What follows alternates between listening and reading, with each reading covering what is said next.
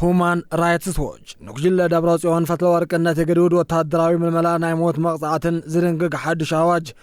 ብህጹጽ ክልዓል ጻውዕቶ ቀሪቡ ኣሎ ብዝርዝር ዝንሪኦ ጉዳይ ይኸውን በኃይል ምምላስ ተወንዘፈ መንግስቲ ሲዕቡ ኣብ ክልል ትግራይ እንታይ ምዕባለ ተራእዮም ብትኹረት ድማ እንድሶ ዜናና እዩ ሓብርኩምና ኹኑ ኣብ ትግራይ ብሰፊሑ ዝካየድ ዘሎ ናይ ጉጅለ ወታደራዊ ምልመላ ንቁጠባዊ ምንቅስቃስ ዝያዳ ከም ዝሓሰዮ ተገልጾ ኣሎ ኣካይዳ ጉጅለ ህወሓት ንህዝቢ ኣብ ከቢድ ሓደጋ ዘውደቐ ስለ ዝኾነ ኩሉ ህዝቢ ንድሕነቱ ሰላሙ ክብል ካብ ሰቅታ ወፂኡ ክቃለሶ ይግባእ እውን ተባሂሉ ኣሎ ናይ ልምዓንታ ኣጀንዳና እዩ ሰላምታና በብዘለኹም የብጻሕኹም ክብራት ተኸተልቲ ትግራይ ኦንላይን እዚ ድምፅኹም ድምፂ ውፅዓት እዩ ንቻናልና ሓደስ ዝኾንኹም ንቪድዮና ላይክ ንቻናልና ድማ ሰብስክራይብ ብምግባር አባል ቤተሰብና ይኹኑ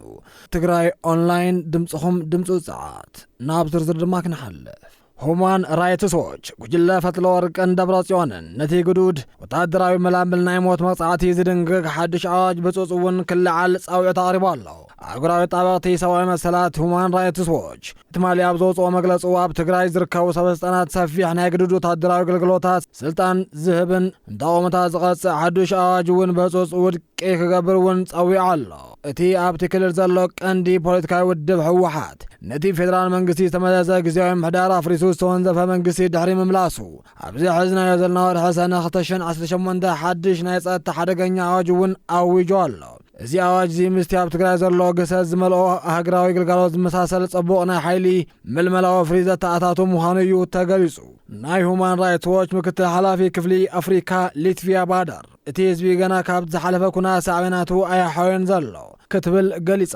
ሰበስልጣን ትግራይ ነቲ ዘሎ ፖለቲካዊ ወጥሪ ንሲቪላት ምግዳድ ነቲ መላምል ዝነቐፉ ወገናትና ብምቕጻዕን ክምልስሉ ከም ዘይብሎም እታ ሓላፊት እውን ኣጠንቂቓ ኣላ እቲ ትካል ሕብረት ኣፍሪካ ኬንያ ደቡብ ኣፍሪካ ሕብረት ሃገራት መንግስታት ኣሜሪካ ኣብ ሃገራት ሕብረት ኣውሮፓን ሰበስልጣን ትግራይ ነዚ ግዱድ መላምል ደው ከብሉ ነቲ ኣዋጅ እውን ክስሕብዎን ምግባር ጸቕጢ ክገብሩ ጸዊዑ ኣሎ ብተወሳኺ እቲ ስምምዕ ሰላም ፕሪቶሪያ ክከታተል ተጣየሸ ናይ ሕብረት ኣፍሪካ ናይ ክትትል ጉጅለ ሞኒተሪንግ እዚ ጉዳይ ህጹጽ መርምሩ ጸብጻብ ከቐርብ ድማ ሓቲቱ ኣሎ ናብ ቀጻሊ ድማ ክንሓልፍ ኣብ ትግራይ ብሰፊሑ ዝካየድ ዘሎ ናይ ግዳጅ ወታደራዊ መላምል ንቁጠባ ምንቅስቃስ ዝያዳ ከም ዝሓሰዮ ተገሊጹ ኣብ ክልል ትግራይ ብሰፊሑ ዝካየድ ዘሎ ግዳጅ ወታደራዊ መልመላ መናእሰይ ነበርቲ ከቢድ ስጋት ፍርሕን ፈጥሩ ከም ዘሎ ተገልጹ ኣሎ ብሰንኪ እዚ ዝቕጽር ዘሎ ሓያል ግፋእ መንእሰያት ካብቲ ክልል ወፂኦም ናብ ዝተፈላለዩ ክፍልታት ኢትዮጵያ ይሓድሙ ከም ዘለዎ ሓያሎ ድማ ተሓቢኦም ከም ዝርከቡ ተሓቢሩ ኣሎ እቲ ኣብ ከተማታት ገጠራት ትግራይ ዝካየድ ዘሎ ናይ ሓይሊ መላምል ንቡር ማሕበራዊ ቁጠባዊ ምንቅስቃስ ሃገር ከም ዘሰናኸሎ ነበርቲ ድማ ገሊጾም ኣሎ ምንጭታት ዜናና ከም ዝሓበርዎ ድማ ኣብ ትግራይ ብሰፊሑ ዝካየድ ዘሎ ናይ ግዳጅ ወታደራዊ መላምል ብዝፈጠሮ ሓያል ስጋት ምክንያት ማለያ ዘይብሎም መንእሰያት ካብቲ ክልል ሃዲሞም ናብ ዝተፈላለዩ ኢትዮጵያ ክልል እውን ክፍልታት ይስደዱ ከም ዘሎ ተገሊጹ ኣሎ እቶም ካብቲ ክልል ክወፁ ዘይከኣለሉ ካልኦት መንእሰያት ድማ ተተሓዞም ናብ ወታደርና ከይውሰዱ ከም ዘለዎ ድማ ንድምፂ ኣሜሪካን ቢቢሲን ሓበሬታ ፍልፍላት እውን ገሊጾም ወጋዓዊ ናይ ፈረንሳይ ዜና ወኪል ኤኤፍፒ ኣብ ዘውፅኦ ሰፊሕ ጸብጻብ ድማ ከም ዘነጽሮ እዚ ኣብ መላእ ትግራይ ዝካየድ ዘሎ ናይ ሓይሊ መላምል ወታደራዊ ኣብቲ ክልል ዘሎ ኩለንተናዊ ማሕበራዊ ርክባት ናይ ስራሕ ምንቅስቃሳት ብከቢድ ደረጃ ኣሰናኽለዎ ክብል እውን ገሊጽዎ እቲ ናይ ዜና ወኪል ከም ዝሓበሮ እዚ ብሰፊሑ ዝፍጸም ዘሎ ገፋ ካብ ነበርቲ ሓሊፉ ብደረጃ ሃገራዊ ወደባት መሰላትን ከቢድ ውግዘት ይገጥሞ ከም ዘሎ ገሊጹ ይኹን እምበር ገዛኢ ሓይሊ ትክልል ሕወሓት ነቲ ዝቐርቦ ዘሎ ክስታት ሙሉእ ብምሉእ ብምንጻግ ኣብቲ ክልል ዝካየድ ዘሎ መላምል ሓይሊ ምክልኻል ብፍቃደኝነት እንተዘይኮይኑ ዝካየድ ዘሎ ናይ ግዳጅ ወታደራዊ መላምል የለን ክብል ንጸብጻብ ኤኤፍቢ እውን ገሊጹ ነይሩ ነበርቲ ንዓለም ለኸ ጋዜጠኛ ከም ዝገለጽዎ ግን እቲ ኣብ ባይታ ዘሎ ሓቂ ካብ ወግዓዊ መግለጽታት ኣዝዩ ዝረሓቐ እዩ ብዙሓት መንእሰያት ካብቲ ግፋን ምምላጥ ህይወቶም ኣብ ሓደጋ ወዲቖም ብሕቡእ መንገድታት ብምጥቃም ናብ ዓፋር ኣምሓራን ኣዲስ ኣበባ እውን ይስደቱ ኣለዉ እቶም ፋይናንሳዊ ዓቕሚ ዘይብሎም ወይ ድማ ካሃድሙ ዘይከኣሉ መንእሰያት ድማ ካብ ኣባይቶም ከይወፁ ጸለማት ተጎሊቦም ይነብሩ ከም ዘለዉ ምንጭታትና እውን የረዱ ይብል እትጸብጻብ እዚ ኩነታት እዚ ብፍላይ ንቁጠባ ትክልል ዝያዳ ከዳኽሞ ይገብሮ ከም ዘሎ ፖለቲካዊ ተንታንቲ ይገልጹ ሓያሎ ናይ ሕርሻ ስራሕቲ ንኡሳት ትካላት ንግድን ማሕበራዊ ኣገልግሎት ብሰንኪ ሓይሊ ሰብ መንእሰያት ምጥፋእ ኣብ ከቢድ ጸገም ወዲቖም ይርከቡ ውድባት ፖለቲካ ድማ እዚ ስጉምቲ እዚ ነዚ ድሕሪ ስምምዕ ሰላም ፕሪቶሪያ ክወፅእ ዝግብኦም ዝነበረ መረጋጋዕ ዝህውኽ ምዃኑ ብግልፂ እውን ሸቐለቶም ይገልጹ ኣለዉ ሕዚ እውን ምሳና ኹኑ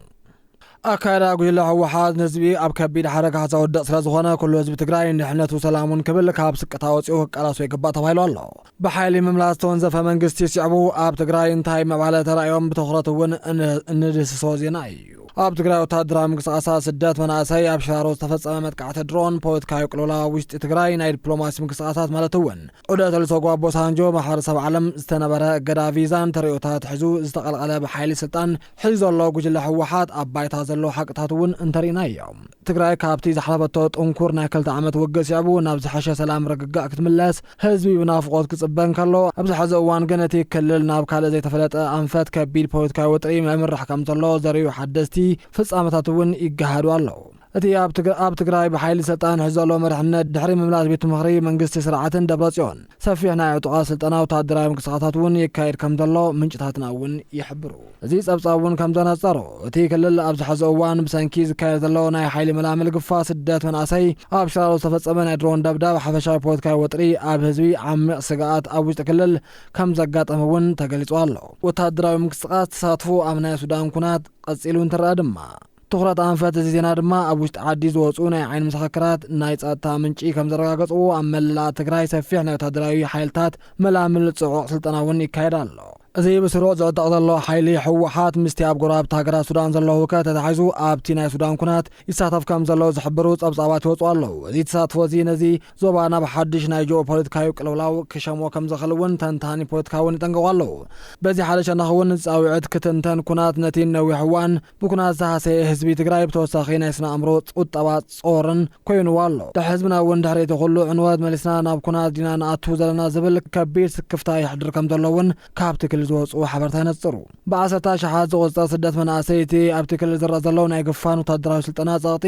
ነቲ ኣብ ዓዱ ተስፋ ዝቖረጸ መንእሰይ ወለዶ ናብ ስደት ሰድዎ ከም ዘሎ ተገሊጹ ኣሎ። ብመሰረት ናይ ኣህጉራዊ ትካላት ስደት IOM ወግዓዊ ጸብጻባት ኣብ ኣሽሓት ዝቑጸሩ መናእሰያት ትግራይ መዓልታዊ ድባባት ብምጥሓስ ናብ ዝተፈላለዩ ሃገራት ይስደዱ ኣለዉ። እዚ ጉዳይ እዚ ነቲ ክልል ናብ ከቢድ ናይ ሰብኣዊ ሓይሊ ሕፅረት ዘውድቕ ንኡስ ነቲ ንኡስ ወለዶ ድማ ዘብረስ ምዃኑ ኣካላት ማሕበረሰብ ዓለም ይገልጹ። ኣብ ከባቢ ሽራሮ ድማ ዝተፈጸመ ናይ ድሮን ደብዳብ ነቲ ኣብ ቀረባ መዓልታት ኣብ ከባቢ ሽራሮ ዝተፈጸመ ናይ ድሮን ደብዳብ ነቲ ክልል መሊሱ ናብ ፍርሓትን ራዕድን ኣትይዎ ኣሎ። እቲ መጥቃዕቲ ድሮን ብመን ከም ዝተፈጸመ ዝበጽሐ ዕንወትን ብንጹር ዘይተረጋገጸ ጸብጻባት እኳ እንተሃለዉ ጉጅለ ህወሓት ግን መንግስቲ ኢትዮጵያ ከም ዝፈጸሞ እዩ ዝኸስእ። እዚ ማለት ድማ ትግራይ ምስ ኢትዮጵያ ካብ ፕሮፓጋንዳ ናብ ኩናት ተሰጋጊራ ከም ዘላ እውን ዘነጽር ሓቂ ይገብሮ። ብወገን ፌደራል መንግስቲ ኢትዮጵያ ድማ ነቲ ጉጅለ ህወሓት ዝወፅእ ሓይሊ ኣየር ኢትዮጵያ ተሓታቲ ዝገበረ መጥቃዕቲ ድሮን ነጺጉ ህወሓት ምስ ሱዳን ሸሪኻ ክብል ይስማዕ ኣሎ። እቲ ፍጻመ ግን ኣብቲ ዶባት ካብታ ዘሎ ወታደራዊ ውጥሪ ኣዝዩ በሪኽ ደረጃ እውን ከም ዝበጽሐ ዘርኢ መረዳእታ እዩ።